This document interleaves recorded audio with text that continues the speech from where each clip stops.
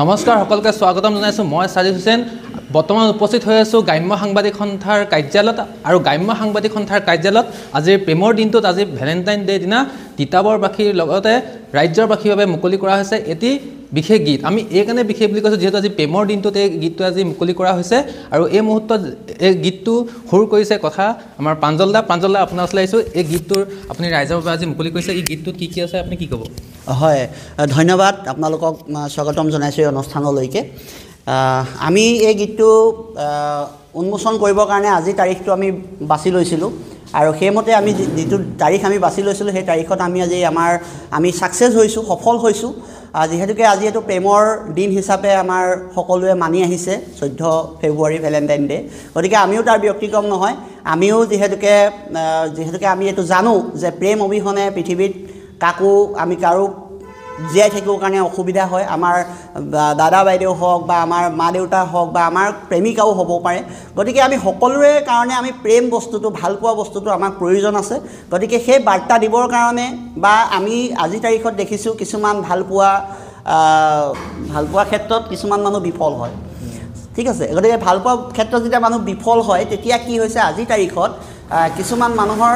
এনেকুৱা এটা ভাৱ আহে যে আক্ৰোশমূলক ভাৱ আহে আজি ছোৱালী এজনীয়ে কাৰোবাক কিবা এটা কৰিব নোৱাৰিলে বুলি এটা আক্ৰোশমূলক ভাৱ আহে প্ৰতিশোধমূলক ভাৱ আহে এই ভাৱবিলাক আমি মষিমূৰ কৰিব বিচাৰিছোঁ মষিমূৰ কৰা এটাই উপায় আছে মৰম ভালপোৱা ত্যাগ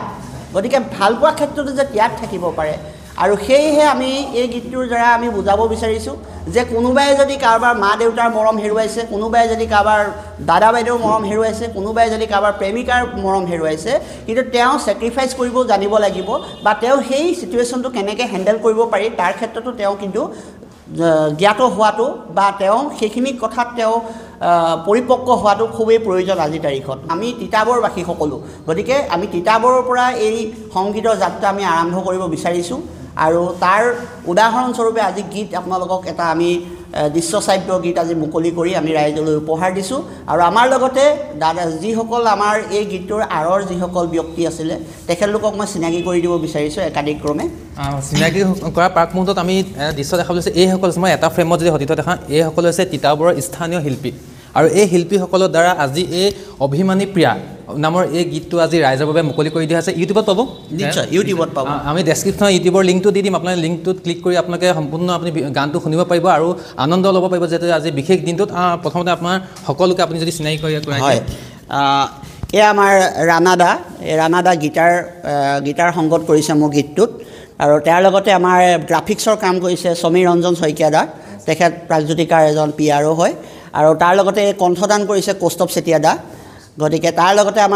আমাৰ সংগীত পৰিচালনা কৰিছে আমাৰ যতীন ডেকা ডাঙৰীয়াদা আৰু আমাৰ যি গীতটো বাণীবদ্ধ কৰা হৈছে জালুকনী ইমন ক্ৰিয়েশ্যন তিতাবৰৰ